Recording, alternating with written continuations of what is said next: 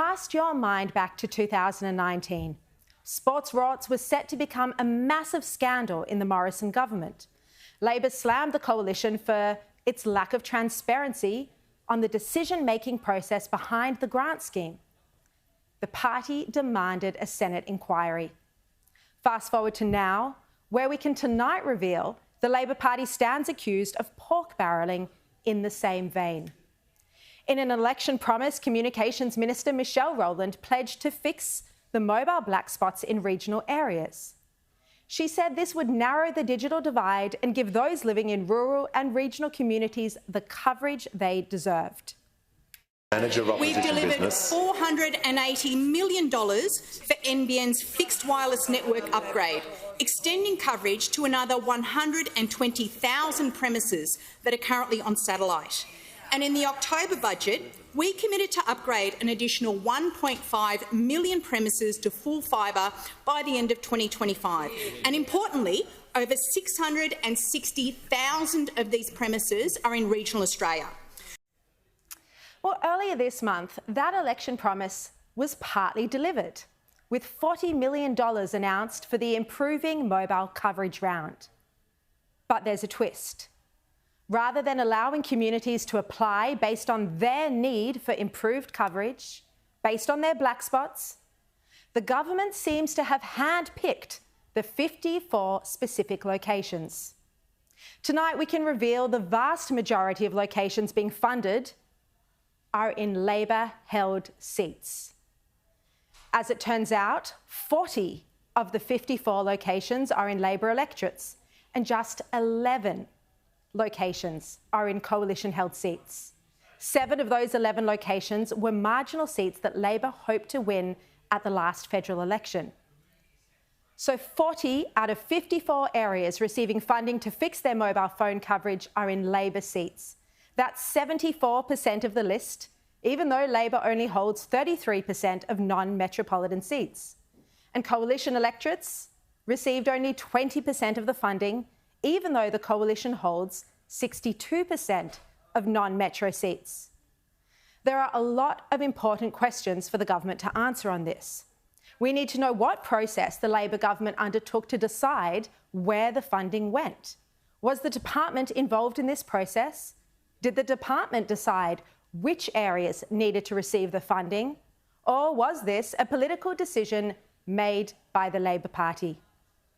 We put these questions to the Federal Communications Minister responsible, Michelle Rowland, and she didn't clarify whether the department had been involved at all. Here's what she said. She said the entirely separate Improving Mobile Coverage Round fulfills commitments the government took to the 2022 federal election to address mobile coverage issues in identified areas across the country. She says these areas were identified in opposition by local members and senators working with their communities to advocate for coverage improvements, including along major regional highways and high-risk bushfire areas like the south coast of New South Wales. Minister Rowland said Labor's budget plan included $400 million to expand mobile coverage by investing in future rounds of the Mobile Black Spot program. She said these application-based programs will open in the coming months, and I strongly encourage local residents and councils in regional areas to work with telcos to secure local funding. On the Department of Infrastructure, Transport, Regional Development website, it states that the Improving Mobile Coverage Round, where 40 of the 54 areas given funding were Labor electorates, it states that that round is part of the Mobile Black Spot program. Shadow Communications Minister David Coleman had asked the minister about this in Parliament, but she didn't quite respond. According to the Australian Electoral Commission, just 33% of electorates outside of metropolitan Australia are held by the Labor Party. But under the government's Improving Mobile Coverage Round of the Mobile Black Spot program, 74% of locations are in Labor-held electorates. How many of these locations were chosen based on advice from the minister's department? I thank the member for his question.